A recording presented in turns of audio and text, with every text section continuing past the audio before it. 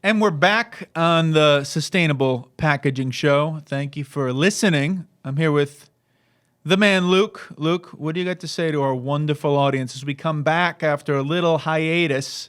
What are we saying? What do we want to open with here? Yeah, it's been a brief minute since the last time we made an appearance in front of the camera. It's good to be back, and we're ready to, get this back going and drop some knowledge bombs, talk sustainability, and go over a whole bunch of different topics. I love that. Knowledge bombs. That's your new thing. So when we talk about the knowledge bombs, I might have to get used to using that term, but I think it's pretty good. So when we talk about knowledge bombs, what we want to focus on today, there's a lot happening in the world around government and laws as it relates to sustainable packaging all over the world. And we want to talk about the pros and cons of that. It's something that is either probably on its way wherever you live, or it's already here, or it's in the laws and the laws haven't gone into effect yet. But it's something that we need to be thinking about and talking about. And I think it can be a push in the right direction. But as people that want to genuinely solve these problems around sustainable packaging, we're going to talk about what I call checking the box, and how I hope that we don't move to a model where people aren't really pursuing their passion as it relates to sustainable packaging, but rather just checking the box. So that's going to be the main topic of the day. But I wanted to also talk about the mission of the podcast that I wrote. Let's see if you can read my handwriting. So here's our mission. This is at least the mission through the end of the year. It's probably always going to be the mission of the show, but we run Contempo Specialty Packaging, for those of you who know us, and we've gotten very busy over the last couple of years, which is a great thing. And we do this podcast to try to not just sell packaging, but also be part of the greater and the bigger solution, because there's a lot of work that needs to be done in this area. So we had a schedule at the beginning of the year to show you sustainable cannabis innovations and the state of sustainable packaging, and we're going to get back to it here. It's just been like everyone else, it's like, oh, we're so busy. That sometimes feels like an excuse, but I think we really were very busy and really want to prioritize the podcast now. So we're back here for you guys, and thanks for tuning in again. So, Luke, what are your thoughts on this idea of actually? Here we go. Hit him back with the on mission track. statement. Hit him with the mission. Yeah, so the mission that Mike, came up with, and that I feel we both really share, is, bringing everybody up to speed so we can have, thoughtful conversations surrounding, sustainable packaging, these different regulations that are being implemented across the world, and, really just being able to speak to it outside of just, Mike and I talking about it. Absolutely. And the key word for me here, I was thinking about this more and more, is thoughtful. We got to be thoughtful around these things, because anyone who knows sustainability, especially sustainable packaging, but sustainability in general, it's not black and white. There's a lot to it. And you sort of have to have a level of thoughtfulness in order to come up with solutions that are actually sustainable. And that's a great segue into the topic of today's show. So we're going to get into the Canadian regulations, the regulations in Canada. Ed, I hope I didn't just throw off the audio. Good to go, boys. A little rusty. It's been a few months since we've been in the set. So let's talk a little bit about the Canadian regulations, and then we'll talk about this larger context or conversation around government intervention, government participation, and how it has a positive of pushing things forward faster, but how we don't want people to just sort of check the box and do the minimum. So do you want to dive into the Canadian regs, or do you think it would be better to talk about this topic and then we can jump into the regs after? Yeah, I mean, speaking on the specific regulations, what Canada is starting to do is, ban particularly problematic single-use plastic items currently. So things like checkout bags, straws. I think coffee stirs or drink stirs was another product category that they were focusing on. Those things that are just one and done. And as we continue down the line, things like incorporating recycled content into products is going to be more and more prevalent, outside of the places that are already beginning to lay down these implementations or regulations. So it's a wide-ranging topic, and just focusing on Canada could be a great overall podcast. But I think just speaking on the topic of checking the box versus really caring about what you're putting into your packaging is equally as Yeah, important. let's dive into that because that's good general Canadian. We'll drop the regs in the show notes. There's things happening in the EU. There's things happening in individual states. There's things happening in the cannabis industry where Contemplo Specialty Packaging is a leader and where we spend a great deal of our time. In the state of New York, there's specific cannabis packaging regulations being drawn up around sustainability. So there's a lot happening. Each law is a little bit different, but let's talk about sort of the big picture here. So checking the box versus pursuing your passion. Let's sort of break down each of these. So I'm going to give my definition of checking the box, then you give yours, and then I'll give my definition of pursuing your passion, and then we can sort of tie it all together. So to me, checking the box sort of means not fully thinking about what is the most sustainable option, not fully coming to your own conclusions about what is best for the planet, but rather just doing what the law says, just like you would follow any other law. And I'm not necessarily saying that's a bad thing. I think these laws have a certain amount of an ability to move things in a direction faster. But that to me is what checking the box is. Would you agree, or would you add anything to that definition? No, I mean, I would definitely agree with your definition of what checking the box is. Additionally, these specific regulations of only requiring, say, 25% recycled content. I see that's a kind of a common number out there in the world. It's almost giving people an out to still use plastic packaging rather than seeking a better solution outside of plastic. It's only going to continue to grow to higher recycled content percentages until you reach that point where are we still going to stick with 100% recycled plastic, or are we going to kick that to the curb? Exactly. And it's sort of like I don't frown on that 25% because it is progress, and we talk a lot about on the show progress, not perfection. But that's still living in a model of plastics and recycled plastics, and is that really the direction that we want to move in? I'm not even saying yes or no. I remember when I first started in really my ventures into sustainability was around when we started Contemplo Specialty Packaging. So for those of you who don't know the story, Contemplo is my family business in the fashion and jewelry business for over 40 years, and we created the cannabis business in 2017 to create beautiful packaging for the cannabis industry. And we created child-resistant packaging, and we figured out how to do that, and we developed a new product line and all that stuff. So that's our history. Right when we started Contemplo Specialty Packaging, one of the first conversations I had with someone in the industry, he said, sustainability is where it's at. That's the future. And I always remember this conversation with this gentleman. And long story short, I started bringing in consultants and experts in sustainability to teach what is the most sustainable package. And they all would say things like, it's all about recycled content. And I would say, like, recycled content? Yeah, it's all about recycling. It's actually the most sustainable option is recycling.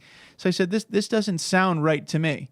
But I've grown to have more of this opinion that there's many paths to sustainability. And until we have a viable solution to single-use plastics, the recycled content model, I think, has merit. If you don't use recycled content, then all of recycling is a big charade, right? The whole idea of throwing things in the blue bin, if there's nothing to then turn those into new products, i.e. using recycled content, then literally that's a complete charade. So I guess the industry is kind of in this point where we're trying to pick the right path. And to me, I'm not necessarily saying, I try not to shoot down any path. I try to see the good in the path. But that's very much this idea of checking the box.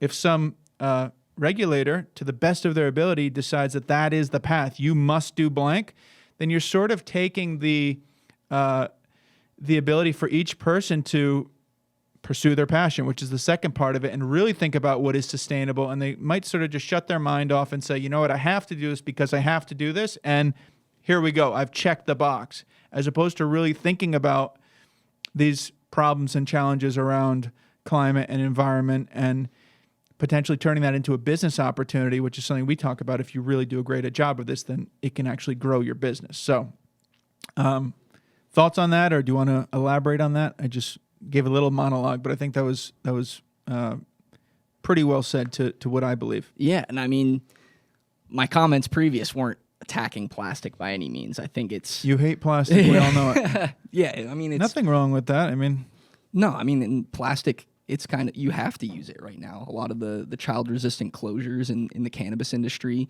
they require plastic in many cases. There are metal options. We have metal options that have zero plastic, but then the topic of will my product stay fresh in these things? right, freshness, and it's sort of sometimes the plastic is the way to go about keeping things right. I mean, you have glass and certain tin products can keep things fresh, but there's always considerations. What I always say, Luke, is what's the alternative? What's the alternative? There's a lot of people that will say, you know, plastic is horrible, this is terrible, this is terrible. Okay, show me a viable alternative, and then we can have the conversation versus just shooting something down. Yeah, I mean, you can make the case for an industrial compostable product over plastic, but then you realize there may not be as many commercial composting facilities out there for the end user to dispose of properly. So then that actually can become worse than utilizing a plastic product.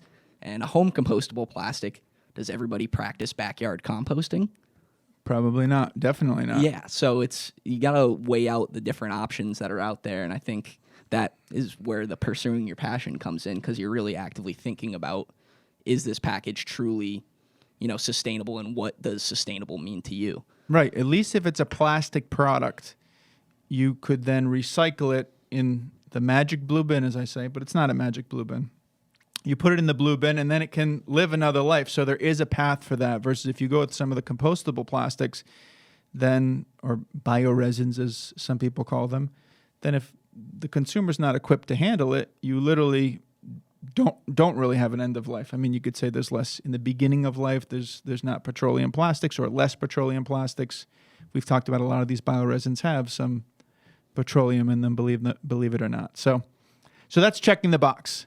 Now let's talk about the other side of it, pursuing your passion, which I think is what we are really excited about doing. And we're sort of like doing a little bit of both. We're beginning to get involved with more of these regulators who are setting regulations in place. That's what regulators do, right? They set who are setting these in place and trying to get them to be thoughtful about it, make sure it's actionable and that it's possible for the operators. And by and large, there's some very smart people that are being thoughtful and are more in touch and are reaching out to people like Luke and I, who do this for a living, to make things that are actionable, that are feasible, and that are actually good for the planet, so that it's not the check the box mentality, but at least gives the opportunity to pursue your passion.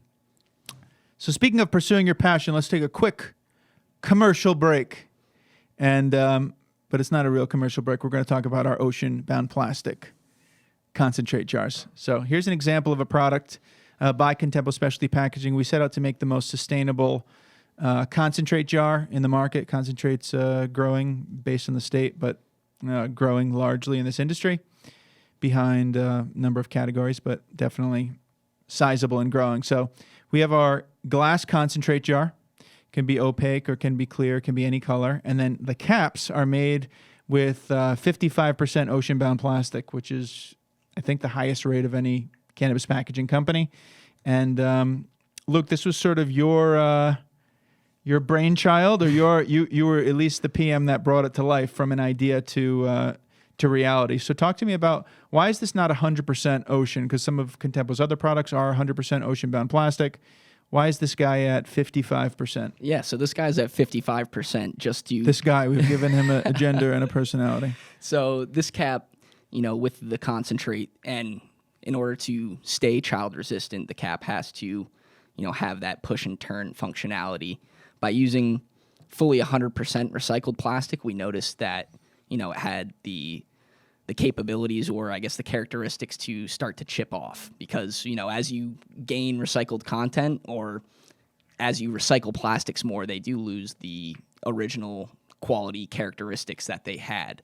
So we ended up finding kind of the good percentage to work with, where there's no flakes that will end up in your concentrates, and you're still able to also check the box of, a lot of these regulations. Like I said, the 25% number is pretty common. but you can also go beyond that 25%. Absolutely. Very well said. So check out the Contempo concentrate container. Email WOW at contempopackaging.com. Contempo, CONTEMPO, packaging.com. All right. So we talked about checking the box. Now let's talk about pursuing your passion. So, Luke, why don't you drop a knowledge bomb, as you would say? So I'm going to let you go first on this one. What does this mean to you, pursuing your passion? Tell us what you think. Yeah, I mean, you're going to have those people that, like we were saying, that just want to meet that initial regulation. They want to stay in business, still be able to sell their products while also meeting the government regulation that's laid down. Alternatively, there are those people, I'd like to say Mike and I are two of those people that like to actively think about the full life cycle, I guess, of the package itself. So not just the material that it's made out of, but the end of life situation that it will end up in after the consumer is done using their product. And, really truly thinking about the whole circle of your product. They call that LCA, by the way. Life cycle assessment is something to Google and research and look into. Sorry to interrupt. Throw that term out there. It's a very valuable point right there. So, yeah, like Mike just said, the life cycle of the product. And, it all comes down to, I guess, the people that are making those decisions in the company. If they really care about making a bigger impact than just setting that initial, we met the 25%, we're good to go, but also thinking about, hey, our consumers may be looking for something that's a little bit more eco-conscious, a little bit more environmentally friendly. Maybe they want something that's compostable. It's really thinking through all of your options rather than just blindly saying, like, yeah, let's just go 25% and we'll get that done. Yeah, to me, it's you could say pursuing your passion or like pursuing the opportunity. Maybe we should almost change that. It's like sustainable packaging is an opportunity. It's the consumer. What is business after all? Consumers want something, you deliver it.